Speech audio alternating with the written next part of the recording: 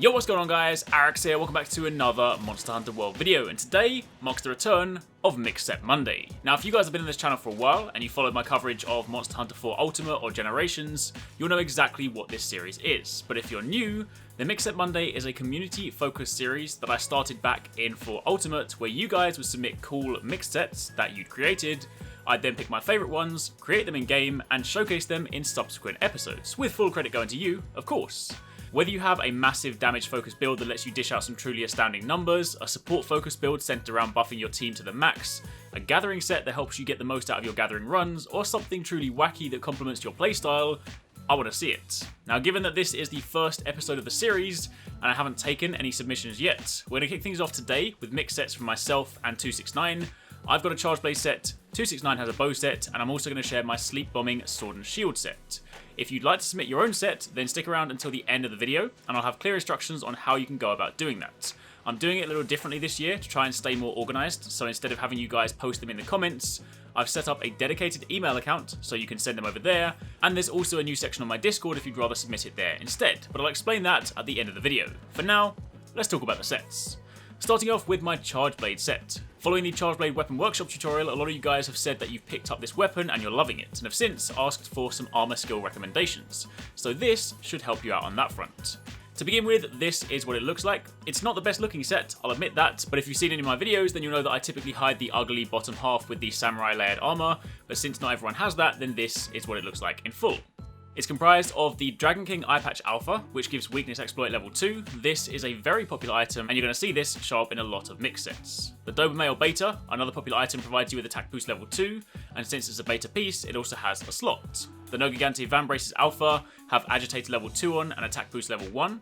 The Dodogama Coil Beta has Artillery level 2, and the Anja Greaves Alpha also have Artillery level 2. Admittedly, this could be improved a little bit since you only need 3 points in Artillery, but for the time being, it works out nicely. I also have an Attack Charm level 3, giving me an additional 3 points in attack boost, and then on the decoration front, I have an Attack Jewel 1, giving me the max possible attack boost, the Sharp Jewel 2, the Magazine Jewel 2 for capacity boost, and Expert Jewel 1 just because I had a spare slot. So all up, that gives me attack boost level 7, which gives me plus 21 attack and plus 5% affinity. If you guys want to better understand how these attack boosts correlate to your actual weapon damage, I've linked a video that we did last week from Welcome to Paradise that went over how damage is calculated in game, so it's a good breakdown if you want to understand that better. On top of that, I have Artillery level 3, which in the case of the Charge Blade increases the damage of my file attacks, so this boosts the Super Amped Element Discharge and the Circle attacks in Axe mode by 30%. Weakness Exploit level 2 for the 30% increase to affinity on hitting a weak spot. Agitator level 2, this is a great skill, it increases your attack power when the monster is enraged, and level 2 gives me an additional plus 8 attack and plus 6% affinity. Critical Eye 1, that bonus decoration gives me another 3% affinity. Capacity Boost gives me 1 extra file on my Charge Blade, which means more file attacks. And Protective Polish, I love this skill, it's optional, of course, but it just makes it so that my weapon sharpness doesn't decrease for a period of time after sharpening. It's the set bonus from Odogaron, but in a decoration, so if I ever have a spare slot, I tend to throw this in. But all up, this set will give you a really good boost to your base attack, as well as a nice affinity boost and boost to your file damage on top. Plus, you're able to store an additional file, and what's more, most of the pieces are pretty easy to craft. There are some alterations you can make to this. For example, if you don't have a capacity decoration, then the Dodogama Greaves offer capacity boost, and you can instead run with an Artillery Charm. So there's always multiple ways to get to the same result, but this is what I'm running with right now. Great damage, and some great skills that really benefit this weapon specifically. Now, moving on from there to the next set, the bow. This is TwoSixNine's set. If you tune into any of his streams, then you'll know that he is an avid bow user, and if you haven't caught any of the streams, then you can find a link to his channel in the description box down below. He streams Monster Hunter on Twitch pretty much every single day, and I'm usually there playing with him, even if I'm not streaming myself, so definitely tune in if you haven't been doing so already. But turning our attention to the set, once again, the helmet is the Dragon King Eye Patch for that Weakness Exploit. The chest is the Kaiser Mail Beta for level 2 special ammo boost. The gauntlets are the Kushala Grip Beta for Evade Window level 2. There's the Nogigante Coil Beta again for that level 2 attack boost, and the Doba Greaves Beta for yet more attack boost. The charm is the Fitness Charm 3, giving level 3 Constitution. Then on the decoration front, there are 2 Critical Jewel 2s, 1 Attack Jewel 1, 2 Expert Jewel 1s, a Mighty Bow Jewel 2, and a Tenderizer Jewel 2. Altogether, this gives the following skills: attack boost level 5 for the attack plus 15 and affinity plus 5%, weakness exploit level 3 for the 50% affinity boost on attacking weak spots, constitution level 3, which is incredibly useful for the bow since this skill reduces stamina depletion by 30% and the bow is a very stamina hungry weapon, especially with those new charge sidesteps. You also have critical eye level 2 for a further 6% affinity, critical boost level 2 to increase the damage of critical hits by 35%, special ammo boost which increases the power of the dragon piercer by 20%, evade window level 2 for a slight increase to the invulnerability window, and finally bow charge plus from that decoration, allowing for an extra level of charge from the bow. So instead of having 2 levels of charge like default, you instead have 3. More charge is more damage, so this really makes a big difference in the damage you can output. Furthermore, this set is actually pretty flexible based on the bow you have equipped. For damage, 2/6 runs with the Kazakh bow, but if you throw on the bow from the final boss and take advantage of the 2 decoration slots, you can actually have a setup that allows you to use all status coatings. So if you want to run damage, run this with something like Kazakh. Meanwhile, if you want to focus on status, switch to the final boss bow and throw on the appropriate decorations, and then suddenly you can have access to all of your statuses. But altogether, this bow set has some great damage output. The only one thing that would really make it better would be if 2/6 had a decoration for Pierce Shot Up, but as it stands, this has plenty of skills to increase your damage output and also help with the hefty stamina consumption expected from efficient bow usage. So if following the Bow Weapon Workshop you are after a set, then here is something you guys can work towards.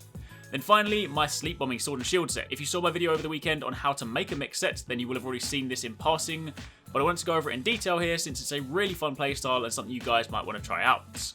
I really like the way this set looks. Again, it's much better with the samurai layer to cover it up, since it makes me look like this cool sort of samurai beetle, or as it's known, the bombing battle beetle. But this is comprised of the King Beetle Beta helmet for the evade window level 2, and if you have a female character, that is the butterfly helmet instead. The Radoban Beta chest piece for sleep attack 1, the Radoban Alpha arms for sleep attack level 2 and guard level 1, the Nergigante coil beta for that attack boost, and the Basil Greaves beta for level 2 bombardier. The charm is the evasion charm level 2, since I haven't got around to upgrading this to level 3 yet, but in truth you don't need any more evasion. Level 4 is more than enough for what we need. In fact, as you'll find out in a moment, we don't even need that much. On the decoration front, I also have attack jewel level 1, the bomber jewel 1, and the sharp jewel 2 with a spare slot that I have yet to fill. But altogether, this gives me evade window level 4, attack boost level 3, sleep attack level 3 for a 20% increase to sleep build up and a bonus 10 on top. It's also worth mentioning that for this set, you want to run it with the Radoban Sword and Shield since that has sleep, and that's the whole purpose of this build. You also have Bombardier level 3 for the plus 30% explosive power. Guard level 1, this was just more a spare skill that came with the gauntlets. And finally, Protective Polish level 1 again, really useful for Sword and Shield given the rate at which you rip through your sharpness. So all up, this then allows me to put monsters to sleep as fast as possible, and when they're asleep, and I plant bombs by their head, I can then set them off doing more damage thanks to the Bombardier skill. Also, thanks to evasion, if I'm hunting solo, I can slash the bomb and roll out without getting hit by the blast, allowing me to dive right back into the action and continue building up towards the next sleep. Pair this with the Apothecary Mantle as well, and that'll further enhance your sleep application. A quick note on the evade window skill, I mentioned that level 4 was a bit over the top, so you can do this slash detonate roll move with just evade window level 2, but the timing is a little tighter. If you're starting out, level 4 gives you a nice window to do this, but as you get better, you could then drop the evade charm, throw on the attack charm, and instead end up with attack boost level 6, so the option is there depending on how you play. But for the time being, that's it for the sets. 3 sets for you to mess around with, 1 for the charge blade, 1 for the bow, and 1 for the sword and shield. There won't always be 3 sets shown off on a weekly basis. Sometimes the episodes will feature just 1 or 2, but since this is the first episode, I thought I'd give you guys some stuff to play with. If you want to know how you can go about making a mix set for yourself, then I've left a link to my video in the description box down below, so be sure to check that out as I walk you through the process. But now let's go over the submissions. If you guys want to submit your mix set for future episodes, then I've set up a dedicated email account, mixedsetmonday@gmail.com. If you're going to email me your set, then the easiest way to do it is to send me 2 screenshots. Send me a screenshot of your current equipment on this page here, and be sure to tab over with R2 to show your active skills. And then also send me a screenshot of the decorations page so I know what decorations you have in your slots. If you would prefer to do this in text format, that's fine, but remember that I need to know what armor pieces you're wearing, if they're alpha or beta, what charm you have equipped, what decorations you have, and ultimately what skills it has as a result. If you have a name for your set, feel free to share that too, and if you have any additional notes you want people to know, include that in the email. The email address is currently up on screen and also in the description box down below, but send your submissions to there and then I'll pick my favourite ones and showcase them in upcoming episodes. Remember that I can't show every single set, so if yours isn't shown one week, it doesn't mean it won't show up later on.